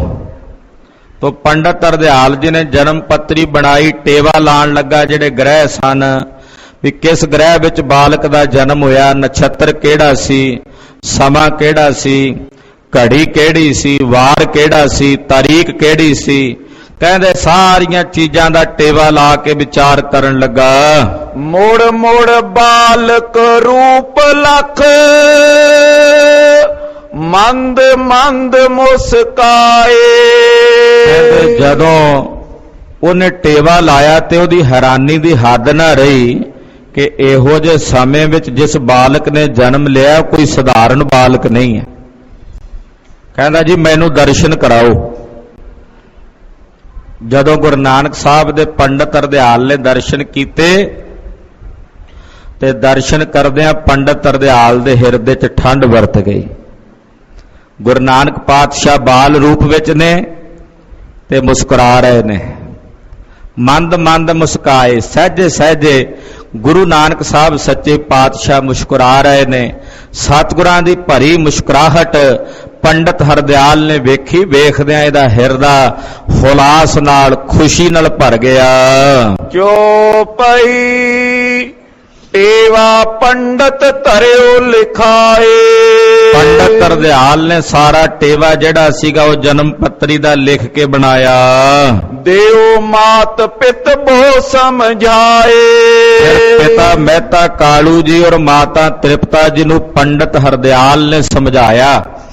ਜਦੋਂ ਗੁਰੂ ਨਾਨਕ ਸਾਹਿਬ ਸੱਚੇ ਪਾਤਸ਼ਾਹ ਜੀ ਦੀ ਸਾਰੀ ਜਨਮ ਪੱਤਰੀ ਬਣਾਈ, ਉਹਨੇ ਗ੍ਰਹਿ ਨਛੱਤਰ ਸਮਾਂ ਸਾਰਾ ਵਿਚਾਰ ਕਰਕੇ ਵੇਖਿਆ ਤੇ ਫਿਰ ਪਿਤਾ ਮਹਿਤਾ ਕਾਲੂ ਜੀ ਨੂੰ ਪੰਡਤ ਹਰਦਿਆਲ ਕਹਿਣ ਲੱਗਾ, ਪੰਡਤ ਕੈ ਇਸ ਅਦਬ ਰਖਾਇਓ। ਪੰਡਤ ਹਰਦਿਆਲ ਕਹਿੰਦਾ, ਪਟਵਾਰੀ ਸਾਹਿਬ, ਇਹ ਜਗਤ ਗੁਰੂ ਦੀਨ ਦੁਨੀਆ ਦੇ ਮਾਲਕ ਨੇ, ਇਹਨਾਂ ਦਾ ਅਦਬ ਰੱਖੀ, ਇਹਨਾਂ ਨੂੰ ਕਿਤੇ ਆਪਣਾ ਪੁੱਤਰ ਹੀ ਨਾ ਸਮਝੀ ਜਾਈ ਵੀ ਇਹ ਤੇਰੇ ਪੁੱਤਰ ਨੇ। ਇਹ ਦੀਨ ਤੇ ਦੁਨੀਆ ਦੇ ਮਾਲਕ ਨੇ, ਇਹ ਵਾਲੀਏ ਦੋ ਜਹਾਨ ਨੇ, ਇਹਨਾਂ ਦਾ ਅਦਬ ਰੱਖੀ। ਇਹ ਕੋਈ ਪੁਰਖ ਪੂਰਨ ਆਇਓ। ਇਹ ਤਾਂ ਕੋਈ ਪੂਰਨ ਪੁਰਖ ਹੈ ਜਿਹੜਾ ਇਸ ਮਾਤ ਲੋਕ ਦੀ ਧਰਤੀ ਤੇ ਅਵਤਾਰ ਧਾਰਨ ਕਰਕੇ ਆਇਆ ਹੈ। ਨੇਕਲੰਕ ਜਨ ਇਹ ਭਇਓ ਆਪ। ਮਾਨੋ ਇਹ ਨੇਕਲੰਕ ਦਾ ਅਵਤਾਰ ਹੈ, ਨਿਹਕਲੰਕ ਹੈ, ਜਿਹਨੂੰ ਕੋਈ ਕਲੰਕ ਨਹੀਂ ਹੈ। ਜਿਸ ਤੇ ਕਿਸੇ ਵੀ ਪ੍ਰਕਾਰ ਦਾ ਕੋਈ ਕਲੰਕ ਨਾ ਹੋਵੇ ਉਹਨੂੰ ਨਿਹਕਲੰਕ ਕਹਿੰਦੇ ਨੇ। ਕਹਿੰਦੇ ਮਾਨੋ ਇਹ ਨਿਹਕਲੰਕ ਹੀ ਆਪ ਸੰਸਾਰ ਦੇ ਵਿੱਚ ਆਇਆ ਹੈ। ਜਾਪਤ ਇਸ ਕੋ ਇਤੋ ਪ੍ਰਤਾਪ। ਜਿਨ੍ਹਾਂ ਦਾ ਏਡਾ ਵੱਡਾ ਪ੍ਰਤਾਪ ਨਜ਼ਰ ਆ ਰਿਹਾ ਹੈ, ਜਿਨ੍ਹਾਂ ਦੇ ਜਨਮ ਸਮੇਂ ਹੀ ਏਡਾ ਵੱਡਾ ਪ੍ਰਤਾਪ ਦਿਸ ਰਿਹਾ ਹੈ। ਨਕਾਰ ਅਛਰ ਉਨ ਮੋਰੇ ਤਰਾਇਓ। ਇਹ ਤਾਂ ਨੇਕਲੰਕ ਨੇ, ਇਹਨਾਂ ਨੂੰ ਕੋਈ ਕਲੰਕ ਨਹੀਂ। ਇਸ ਕਰਕੇ ਉਹਨੇ ਜਿਹੜਾ ਨੰਨਾ ਅੱਖਰ ਸੀ ਨਾ ਉਹ ਮੂਹਰੇ ਰੱਖਿਆ। ਪਹਿਲਾ ਨੰਨਾ ਅੱਖਰ ਜਿਹੜਾ ਸੀ ਉਹ ਮੂਹਰੇ ਰੱਖਿਆ। ਨੇਕਲੰਕ ਤੇ ਨਾਨਕ ਕਹਿਵਾਇਓ। ਇਹ ਕਲੰਕ ਨਾਮ ਤੋਂ ਜਿਹੜਾ ਨੰਨਾ ਅੱਖਰ ਸੀ ਮੂਹਰੇ ਰੱਖ ਕੇ ਪੰਡਤ ਹਰਦਿਆਲ ਨੇ ਨਾਮਕਰਨ ਕੀਤਾ ਤੇ ਆਖਿਆ ਇਹ ਹਨ ਨਾਨਕ। ਧੰਨ ਗੁਰੂ ਨਾਨਕ, ਇਹ ਨਾਨਕ ਹਨ। ਇਹਨਾਂ ਦਾ ਨਾਂ ਨੇਕ ਲੰਕ ਦੇ ਨੰਨੇ ਤੋਂ ਨੰਨਾ ਲੈ ਕੇ ਨਾਨਕ ਸ਼ਬਦ ਜਿਹੜਾ ਹੈ, ਨਾਨਕ ਨਾਮ ਜਿਹੜਾ ਹੈ ਉਹ ਗੁਰੂ ਨਾਨਕ ਸਾਹਿਬ ਦਾ ਰੱਖਿਆ। ਭਾਈ ਸੰਤੋਖ ਸਿੰਘ ਜੀ ਨੇ ਨਾਨਕ ਪਦ ਦੇ ਅਰਥ ਕੀਤੇ ਨੇ ਸ੍ਰੀ ਨਾਨਕ ਪ੍ਰਕਾਸ਼ ਗ੍ਰੰਥ ਵਿੱਚ। ਉੱਥੇ ਕਥਾ ਬੜੇ ਵਿਸਥਾਰ ਨਾਲ ਆਉਂਦੀ ਹੈ। ਸਰਦਾਰ ਰਤਨ ਸਿੰਘ ਭੰਗੂ ਨੇ ਕੇਵਲ ਸੰਖੇਪ ਦੇ ਵਿੱਚ ਇਹ ਕਥਾ ਲਿਖੀ, ਕਿਉਂਕਿ ਉਹ ਚਾਹੁੰਦੇ ਨੇ ਸਿੱਖਾਂ ਦਾ ਇਤਿਹਾਸ ਸੁਣਾਉਣਾ। ਗੁਰੂ ਸਾਹਿਬ ਦਾ ਇਤਿਹਾਸ ਤਾਂ ਲਿਖਿਆ ਗਿਆ ਹੈ, ਗੁਰੂ ਨਾਨਕ ਸਾਹਿਬ ਦੀਆਂ ਜਨਮ ਸਾਖੀਆਂ ਤਾਂ ਸੀਗੀਆਂ ਹੀ।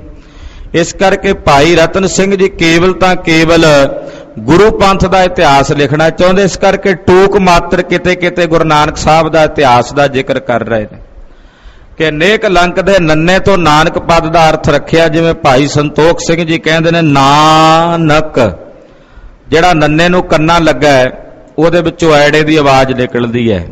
ਉਹ ਨੰਨੇ ਦੇ ਨਾਲ ਲਾ ਦਿਓ ਤੇ ਬਣ ਜਾਂਦਾ ਅੰਨ, ਤੇ ਦੂਜਾ ਐੜਾ ਅੱਗੇ ਜਾ ਕੇ ਲੱਗ ਜਾਂਦਾ ਕੱਕੇ ਨਾਲ, ਉਹਦਾ ਅਰਥ ਬਣ ਜਾਂਦਾ ਅੱਕ। ਅੰਨ ਅੱਕ, ਅੱਕ ਦਾ ਮਤਲਬ ਹੁੰਦਾ ਦੁੱਖ। ਅੱਕ ਨਾਮ ਬਿਦਤ ਜਗਤ ਮਾਹੇ ਦੁੱਖ ਕੋ। ਭਾਈ ਸੰਤੋਖ ਸਿੰਘ ਜੀ ਨੇ ਲਿਖਿਆ ਕਿ ਅੱਕ ਨਾਮ ਦੁੱਖ ਦਾ ਹੈ। ਜਿਸ ਨੂੰ ਕਿਸੇ ਵੀ ਪ੍ਰਕਾਰ ਦਾ ਕੋਈ ਦੁੱਖ ਨਾ ਹੋਵੇ ਉਹਨੂੰ ਕਹਿੰਦੇ ਨੇ ਨਾਨਕ, ਜਿਹੜਾ ਸਾਰੇ ਦੁੱਖਾਂ ਤੋਂ ਅਨ ਰਹਿਤ ਹੈ। ਔਰ ਜਿਹਦਾ ਨਾਂ ਲਈਏ ਤੇ ਸਾਰੇ ਦੁੱਖ ਕੱਟੇ ਜਾਂਦੇ ਨੇ, ਉਹ ਨੇ ਧੰਨ ਗੁਰੂ ਨਾਨਕ। ਤੇ ਨਾ ਅਨਕ ਵੀ ਅਰਥ ਕਰਦੇ ਨੇ, ਨਾ ਅਨਕ। ਨੰਨੇ ਨੂੰ ਕੰਨਾ ਲੱਗਾ ਨਾ, ਉਹਦੇ ਵਿੱਚੋਂ ਐੜੇ ਦੀ ਆਵਾਜ਼ ਅਨੇਕ। ਜੋ ਅਨੇਕ ਨਹੀਂ ਇੱਕ ਨੇ, ਜਿਨ੍ਹਾਂ ਵਰਗਾ ਹੋਰ ਕੋਈ ਦੂਜਾ ਨਹੀਂ, ਉਹ ਨੇ ਧੰਨ ਗੁਰੂ ਨਾਨਕ। ਫਿਰ ਏਦਾਂ ਵੀ ਮਹਾਂਪੁਰਸ਼ ਅਰਥ ਕਰਦੇ ਨੇ ਨਾ ਨੱਕ। ਨੱਕ ਦਾ ਅਰਥ ਹੈ ਨਰਕ। ਨੱਕ ਕਿਹਨੂੰ ਕਹਿੰਦੇ ਨੇ? ਨਰਕ ਨੂੰ। ਜਿਹੜੇ ਗੁਰੂ ਨਾਨਕ ਸਾਹਿਬ ਦਾ ਨਾਮ ਲੈਂਦੇ ਨੇ ਨਾ ਨੱਕ, ਉਹ ਨਰਕਾਂ ਵਿੱਚ ਨਾ ਨਹੀਂ ਜਾਂਦੇ। ਜਿਹੜੇ ਕਹਿੰਦੇ ਨੇ ਧੰਨ ਗੁਰੂ ਨਾਨਕ, ਉਹ ਨਰਕਾਂ ਵਿੱਚ ਨਹੀਂ ਜਾਂਦੇ। ਐਸਾ ਸਤਿਗੁਰੂ ਗੁਰੂ ਨਾਨਕ ਸਾਹਿਬ ਦਾ ਨਾਮ ਪੰਡਤ ਹਰਦਿਆਲ ਨੇ ਰੱਖਿਆ। ਜੋ ਕੋ ਪਾਵੇ ਦਰਸ਼ਨ ਆਏ। ਪੰਡਤ ਹਰਦਿਆਲ ਨੇ ਵੀ ਗੱਲ ਕਹੀ ਪਿਤਾ ਮਹਿਤਾ ਕਾਲੂ ਜੀ ਨੂੰ, ਆਖਿਆ ਜਿਹੜਾ ਕੋਈ ਮਾਈ ਭਾਈ ਇਹਨਾਂ ਦੇ ਆ ਕੇ ਦਰਸ਼ਨ ਕਰੇਗਾ ਹੋਏ ਪ੍ਰਸੰਨ ਬੋ ਮੋਹਿਓ ਜਾਏ। ਉਹ ਪ੍ਰਸੰਨ ਹੋ ਜਾਏਗਾ ਔਰ ਇਹਨਾਂ ਦੇ ਦਰਸ਼ਨ ਕਰਕੇ ਮੋਹਿਆ ਜਾਏਗਾ, ਉਹਦਾ ਹਿਰਦਾ ਮੋਹਿਆ ਜਾਏਗਾ। ਕਈ ਵਾਰ ਉਹ ਦੇਖੇ ਉਚਹਿ। ਕਹਿੰਦੇ ਪੰਡਤ ਹਰਦਿਆਲ ਕਹਿੰਦਾ ਇੱਕ ਵਾਰ ਵੇਖ ਕੇ ਗੁਰੂ ਨਾਨਕ ਸਾਹਿਬ ਦੇ ਦਰਸ਼ਨ ਕਰਕੇ ਜਿਹੜਾ ਜਾਵੇਗਾ ਉਹਦੇ ਅੰਦਰ ਇੱਛਾ ਹੋਵੇਗੀ ਮੁੜ ਕੇ ਫੇਰ ਗੁਰੂ ਨਾਨਕ ਸਾਹਿਬ ਦੇ ਦਰਸ਼ਨ ਕਰਾਂ, ਫਿਰ ਉਹਨਾਂ ਦਾ ਸਰੂਪ ਵੇਖਾਂ। ਉਹਨਾਂ ਦੇ ਦਰਸ਼ਨਾਂ ਦੀ ਖਿੱਚ ਤੇ ਕਸ਼ਿਸ਼ ਹੀ ਐਸੀ ਹੋਵੇਗੀ। ਦੇਖਤ ਦਰਸ਼ਨ ਉਸ ਤ੍ਰਿਪਤ ਹੈ। ਔਰ ਇਹਨਾਂ ਦੇ ਦਰਸ਼ਨ ਕਰਕੇ ਕੋਈ ਤ੍ਰਿਪਤ ਨਾ ਹੋਵੇਗਾ, ਰੱਜੇਗਾ ਨਾ। ਐਸੇ ਸੋਹਣੇ ਦਰਸ਼ਨ ਹੋਣਗੇ ਕਿ ਜਿਨ੍ਹਾਂ ਦੇ ਦਰਸ਼ਨ ਕਰ ਕਰਕੇ ਸਿੱਖਾਂ ਅੰਦਰ, ਲੋਕਾਂ ਅੰਦਰ, ਨਰ ਨਾਰੀਆਂ ਅੰਦਰ ਚਾਉ ਪੈਦਾ ਹੋਵੇਗਾ ਕਿ ਹੋਰ ਦਰਸ਼ਨ ਕਰੀ ਜਾਈਏ। ਦੋਹਰਾ ਕਉ ਕਹੇ ਯੈ ਭਇਓ ਸਿੱਧ, ਕਉ ਕਹੇ ਅਵਤਾਰ। ਕੋਈ ਆਖੇਗਾ ਇਹ ਤਾਂ ਬੜੇ ਮਹਾਨ ਸਿੱਧ ਪੁਰਸ਼ ਨੇ, ਤੇ ਕੋਈ ਆਖੇਗਾ ਜੀ ਇਹ ਤਾਂ ਅਕਾਲ ਪੁਰਖ ਦਾ ਅਵਤਾਰ ਨੇ। ਸਭ ਲੋਕਾਂ ਦੀ ਆਪਣੀ ਆਪਣੀ ਰਾਏ ਹੋਏਗੀ ਇਹਨਾਂ ਬਾਰੇ। ਕੋਈ ਆਖੇਗਾ ਜੀ ਇਹ ਤਾਂ ਬੜੇ ਮਹਾਨ ਸਿੱਧ ਪੁਰਸ਼ ਨੇ, ਕੋਈ ਆਖੇਗਾ ਇਹ ਮਹਾਨ ਅਵਤਾਰ ਹਨ।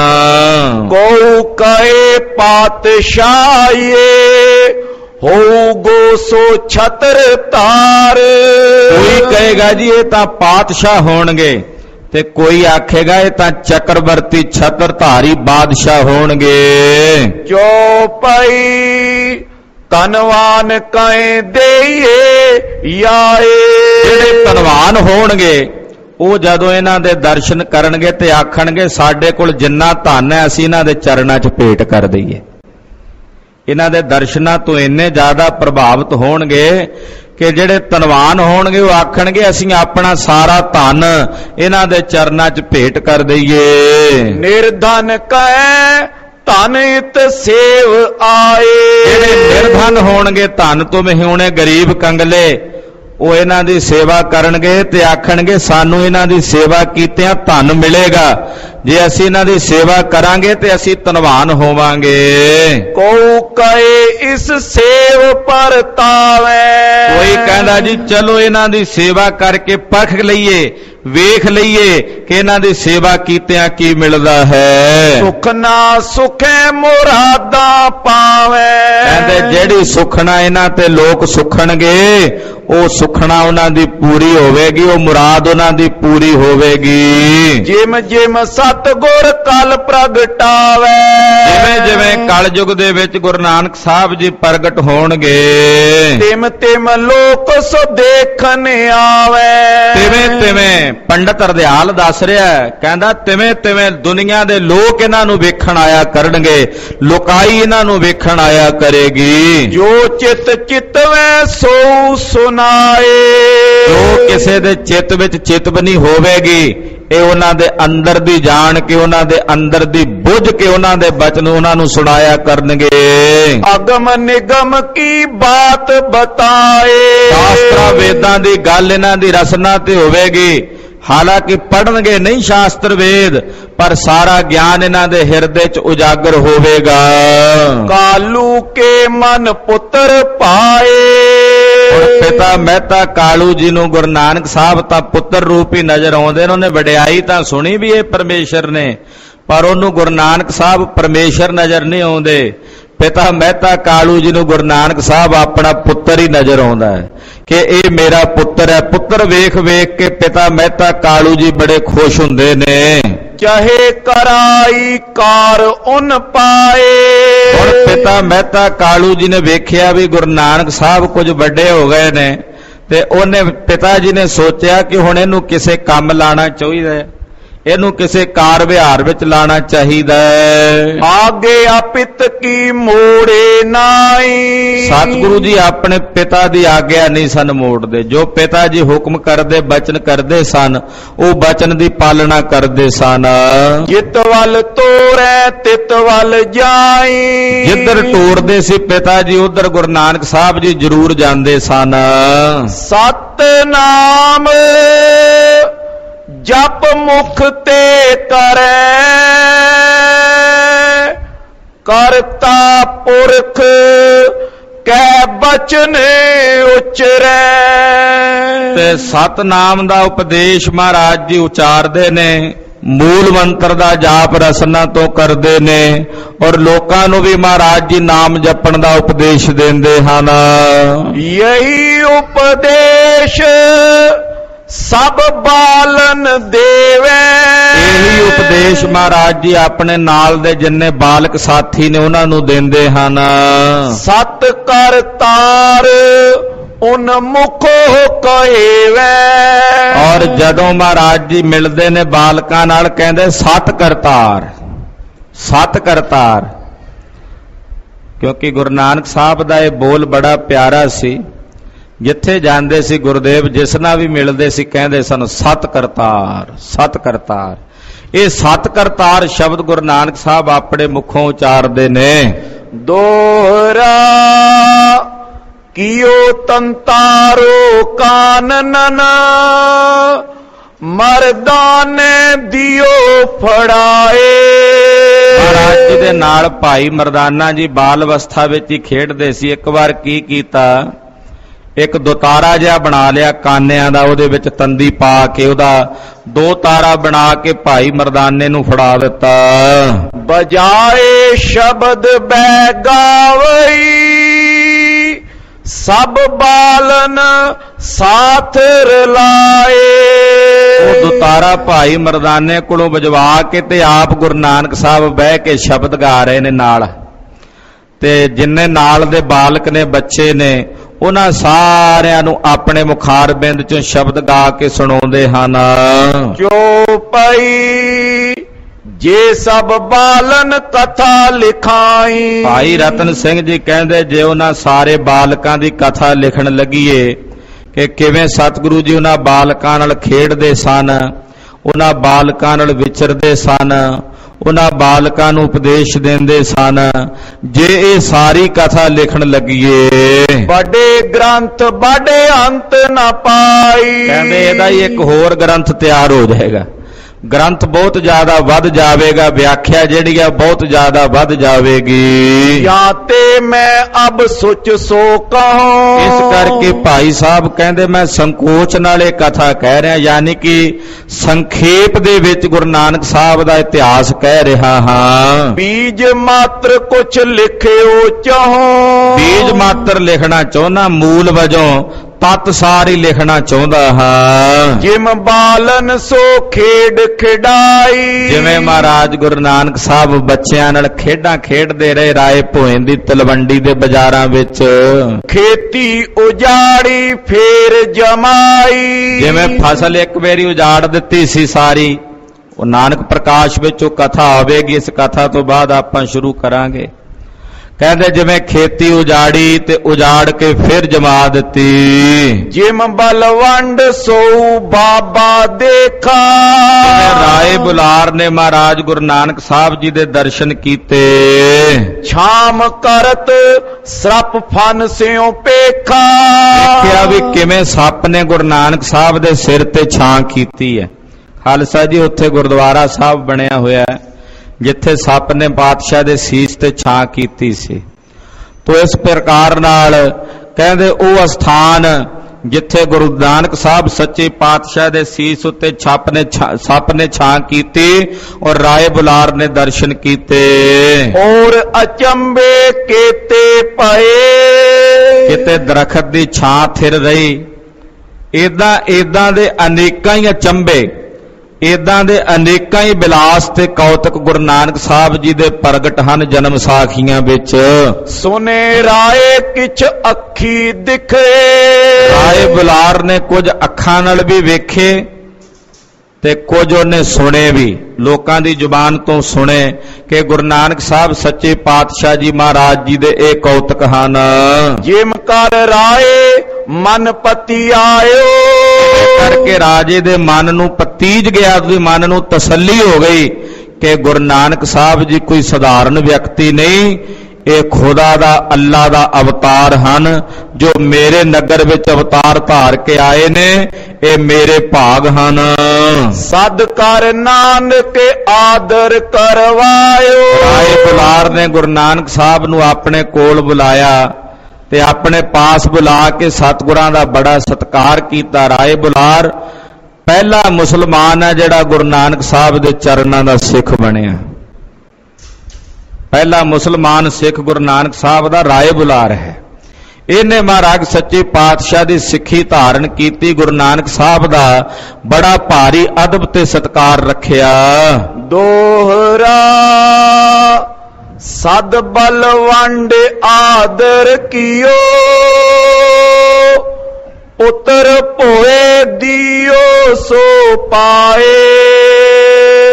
ਰਾਏ ਬੁਲਾਰ ਨੂੰ ਸੱਦ ਕੇ, ਰਾਏ ਬੁਲਾਰ ਨੇ ਸੱਦ ਕੇ ਉਸ ਵਕਤ ਆਪਣੇ ਜਿਹੜੇ ਉਹਦੇ ਪੁੱਤਰ ਸਨ ਉਹ ਵੀ ਗੁਰੂ ਨਾਨਕ ਦੇ ਚਰਨਾਂ ਤੇ ਪਾ ਦਿੱਤੇ। ਅੰਦਰ ਬਾਹਰ ਸਤਰ ਮਦ ਨਾਨਕ ਖੇਡੇ ਧਾਏ। ਖਾਲਸਾ ਜੀ, ਰਾਜਿਆਂ ਦੇ ਜਿਹੜੇ ਖਾਸ ਮਹਿਲ ਹੁੰਦੇ ਨੇ ਉੱਥੇ ਕਿਸੇ ਨੂੰ ਜਾਣ ਦੀ ਆਗਿਆ ਨਹੀਂ ਹੁੰਦੀ, ਪਰ ਰਾਏ ਬੁਲਾਰ ਰਾਜਾ ਸੀ, ਉਹਨੇ ਗੁਰੂ ਨਾਨਕ ਸਾਹਿਬ ਜੀ ਵਾਸਤੇ ਕਹਿ ਦਿੱਤਾ ਆਪਣੇ ਨੌਕਰਾਂ ਨੂੰ, ਇਹ ਮੇਰੇ ਮਹਿਲ ਵਿੱਚ ਜਿੱਥੇ ਮਰਜ਼ੀ ਖੇਡਣ, ਜਿੱਥੇ ਮਰਜ਼ੀ ਵਿਚਰਨ, ਇਹਨਾਂ ਨੂੰ ਕੋਈ ਰੋਕ ਟੋਕ ਨਹੀਂ ਹੋਣੀ ਚਾਹੀਦੀ। ਇੰਨਾ ਅਦਬ ਤੇ ਸਤਿਕਾਰ ਗੁਰੂ ਨਾਨਕ ਸਾਹਿਬ ਦਾ ਰਾਏ ਬੁਲਾਰ ਨੇ ਕੀਤਾ। ਸੋਰਠਾ ਪਾਈ ਬੜਾਈ ਰਾਏ, ਪਾਰਸ ਲੋਤਤ ਵੀਰ ਛੋ। ਰਾਏ ਬੁਲਾਰ ਨੇ ਬੜੀ ਵੱਡੀ ਵਡਿਆਈ ਪ੍ਰਾਪਤ ਕੀਤੀ ਗੁਰੂ ਨਾਨਕ ਸਾਹਿਬ ਦੀ ਸੰਗਤ ਕਰਕੇ। ਜਿਵੇਂ ਪਾਰਸ ਨਾਲ ਕੋਈ ਧਾਤ ਛੂ ਕੇ ਸੋਨਾ ਬਣ ਜਾਂਦੀ ਹੈ, ਏਦਾਂ ਰਾਏ ਬੁਲਾਰ ਨੇ ਗੁਰੂ ਨਾਨਕ ਸਾਹਿਬ ਦੀ ਸੰਗਤ ਕੀਤੀ ਤੇ ਨਿਰਮਲ ਹੋ ਗਿਆ, ਪਵਿੱਤਰ ਹੋ ਗਿਆ। ਦਈ ਸੋ ਮਰੀ ਸੁਨਾਏ, ਦਿੱਲੀ ਬਜੀਰੀ ਉਨ ਲਬੀ। ਕਹਿੰਦੇ ਉਹ ਸਾਰੀ ਕਥਾ ਅਸੀਂ ਸੁਣਾ ਦਿੱਤੀ ਕਿ ਜਿਹੜੀ ਦਿੱਲੀ ਦੀ ਵਜ਼ੀਰੀ ਸੀ ਉਹ ਵੀ ਰਾਏ ਬੁਲਾਰ ਦੇ ਪੁੱਤਰਾਂ ਨੂੰ ਪ੍ਰਾਪਤ ਹੋਈ। ਜੋ ਪਈ ਜਬ ਬਾਬਾ ਜੀ ਪਏ ਹੁਸ਼ਿਆਰ। ਜਦੋਂ ਗੁਰੂ ਬਾਬਾ ਜੀ ਗੁਰੂ ਨਾਨਕ ਸਾਹਿਬ ਜੀ ਹੁਸ਼ਿਆਰ ਹੋਏ, ਯਾਨੀ ਕਿ ਥੋੜੇ ਜਿਹੇ ਵੱਡੇ ਹੋਏ, ਪੜ੍ਹਨ ਲਿਖਣ ਦੀ ਉਮਰ ਵਾਲੇ ਹੋਏ, ਪੜਨ ਬਹਾਏ ਪਾਂਦੇ ਦਵਾਰ। ਪਿਤਾ ਜੀ ਨੇ ਆਖਿਆ ਵੀ ਸੁਤ ਨਾ ਪੜਾਵੈ, ਬਹੁ ਬਾਤ ਅਲਾਵੈ, ਸੋ ਸਤਰੂ ਸਮਤਾਤ। ਵੀ ਜਿਹੜਾ ਪਿਓ ਆਪਣੇ ਬੱਚੇ ਨੂੰ ਨਾ ਪੜਾਵੇ, ਉਹ ਪਿਓ ਆਪਣੇ ਬੱਚੇ ਦਾ ਸਭ ਤੋਂ ਵੱਡਾ ਦੁਸ਼ਮਣ ਹੈ। ਇਹ ਸ਼ਾਸਤਰਾਂ ਦਾ ਕਥਨ ਹੈ। ਸੁਤ ਨਾ ਪੜਾਵੈ ਬਹੁ ਗੁਣੀ ਅਲਾਵੈ, ਸੋ ਸ਼ਤਰੂ ਸਮਤਾਤ। ਬੜੇ ਬੜੇ ਗੁਣੀ ਲੋਕ ਇਹ ਕਹਿੰਦੇ ਨੇ ਵੀ ਜਿਹੜਾ ਆਪਣੇ ਬੱਚੇ ਨੂੰ ਨਹੀਂ ਪੜਾਉਂਦਾ ਉਹ ਆਪਣੇ ਪੁੱਤਰ ਦਾ ਸਭ ਤੋਂ ਵੱਡਾ ਦੁਸ਼ਮਣ ਹੈ। ਤੋ ਪਿਤਾ ਜੀ ਨੇ ਆਖਿਆ ਵੀ ਹੁਣ ਇਹਦੀ ਪੜ੍ਹਨ ਦੀ ਉਮਰ ਹੈ, ਤੈਨੂੰ ਪੜ੍ਹਨੇ ਪਈਏ। ਨਗਰ ਦਾ ਇੱਕ ਪਾਂਧਾ ਸੀ, ਗੋਪਾਲ ਪਾਂਧਾ, ਉਹਦੇ ਕੋਲ ਗੁਰੂ ਨਾਨਕ ਸਾਹਿਬ ਜੀ ਮਹਾਰਾਜ ਜੀ ਨੂੰ ਇਹਨੇ ਪੜ੍ਹਨੇ ਪਾਇਆ ਪਿਤਾ ਜੀ ਨੇ। ਜਿਮ ਪਾਂਦਾ ਦਿਓ ਬਾਬੇ ਪੜਵਾਏ। ਪਰ ਪਾਂਧੇ ਨੇ ਕੀ ਪੜ੍ਹਾਣਾ ਸੀ, ਉਲਟਾ ਗੁਰੂ ਨਾਨਕ ਸਾਹਿਬ ਨੇ ਪਾਂਧੇ ਨੂੰ ਪੜ੍ਹਾ ਦਿੱਤਾ, ਉਲਟਾ ਪਾਂਧੇ ਨੂੰ ਹੀ ਪੜ੍ਹਾ ਦਿੱਤਾ। ਤੇ ਪਾਂਧੇ ਨੇ ਅਗਲੇ ਦਿਨ ਕਹਿ ਦਿੱਤਾ, ਪਿਤਾ ਮਹਿਤਾ ਕਾਲੂ ਜੀ ਨੂੰ, ਕਹਿੰਦਾ ਇਹਨਾਂ ਤੋਂ ਕੋਈ ਵੱਧ ਪੜ੍ਹਿਆ ਹੋਵੇ ਤੇ ਇਹਨਾਂ ਨੂੰ ਪੜ੍ਹਾ ਸਕਦਾ ਹੈ, ਮੈਂ ਨਹੀਂ ਇਹਨਾਂ ਨੂੰ ਪੜ੍ਹਾ ਸਕਦਾ। ਇਹਨਾਂ ਤੋਂ ਕੋਈ ਵੱਧ ਪੜ੍ਹਿਆ ਹੋਵੇ ਤੇ ਇਹਨਾਂ ਨੂੰ ਪੜ੍ਹਾਵੇ, ਤਾਂ ਪਹਿਲਾਂ ਹੀ ਪੜ੍ਹੇ ਹੋਏ ਨੇ। ਉੱਥੇ ਮਹਾਰਾਜ ਜੀ ਨੇ ਪਾਂਧੇ ਨੂੰ ਜਿਹੜਾ ਉਪਦੇਸ਼ ਦਿੱਤਾ ਉਹ ਗੁਰੂ ਗ੍ਰੰਥ ਸਾਹਿਬ ਵਿੱਚ ਸ਼ਬਦ ਦਰਜ ਹੈ। ਜਾਲ ਮੋਹ ਘਸ ਮਸ ਕਰ ਮਤ ਕਾਗਦ ਕਰ ਸਾਰ, ਭਾਉ ਕਲਮ ਕਰ ਚਿੱਤ ਲਿਖਾਰੀ, ਗੁਰ ਪੁੱਛ ਲਿਖ ਵਿਚਾਰ, ਲਿਖ ਨਾਮ ਸਲਾਹ ਲਿਖ, ਲਿਖ ਅੰਤ ਨਾ ਪਾਰਾਵਾਰ। ਧੰਨ ਗੁਰੂ ਨਾਨਕ ਸਾਹਿਬ ਨੇ ਉਪਦੇਸ਼ ਗੋਪਾਲ ਪਾਂਧੇ ਨੂੰ ਦਿੱਤਾ, ਜਿਸ ਨੂੰ ਸੁਣ ਕੇ ਉਹ ਵੀ ਤਰ ਗਿਆ।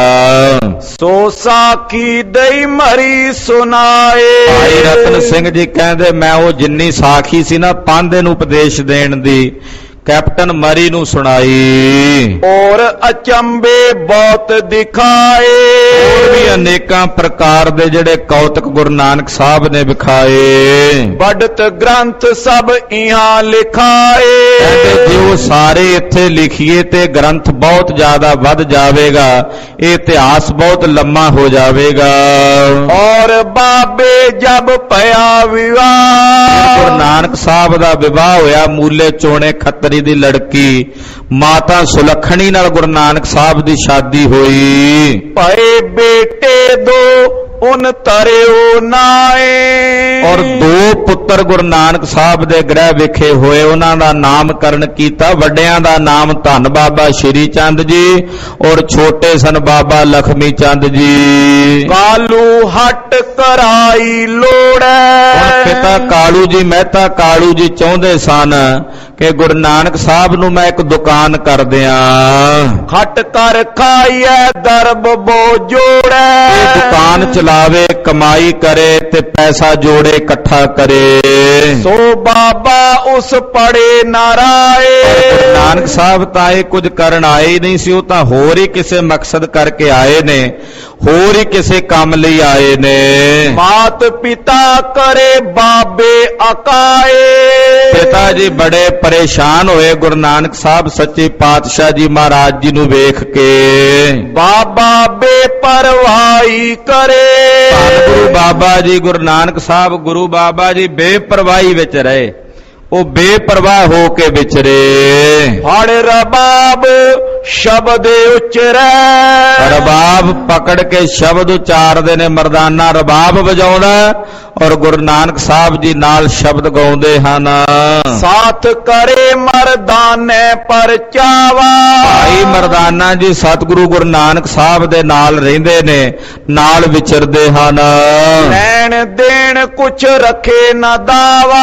ਭਾਈ ਬਾਲਾ ਜੀ ਨਾਲ ਵਿਚਰਦੇ ਨੇ, ਲੈਣ ਦੇਣ ਦਾ ਕੋਈ ਦਾਵਾ ਨਹੀਂ ਕਰਦੇ ਮਹਾਰਾਜ ਗੁਰੂ ਨਾਨਕ ਸਾਹਿਬ, ਤੇ ਨਿਰਦਾਵੇ ਹੋ ਕੇ ਦੇਸ਼ ਦੇਸ਼ਾਂਤਰਾਂ ਦਾ ਰਟਨ ਕਰਦੇ ਨੇ। ਚਾਰ ਉਦਾਸੀਆਂ ਮਹਾਰਾਜ ਸੱਚੇ ਪਾਤਸ਼ਾਹ ਨੇ ਕਰਕੇ ਅਨੇਕਾਂ ਜੀਵਾਂ ਦਾ ਉਧਾਰ ਕੀਤਾ। ਜਿਵੇਂ ਮੋਦੀ ਖਾਨਾ ਸਤਿਗੁਰੂ ਜੀ ਨੇ ਸੁਲਤਾਨਪੁਰ ਸਾਹਿਬ ਚਲਾਇਆ, ਵੇਈ ਨਦੀ 'ਚ ਸਾਹਿਬ ਨੇ ਪ੍ਰਵੇਸ਼ ਕੀਤਾ। ਉਹ ਸਾਰੀ ਕਥਾ ਆਪ ਜੀ ਅਗਲਿਆਂ ਪ੍ਰਸੰਗਾਂ ਵਿੱਚ ਸਰਵਣ ਕਰੋਗੇ।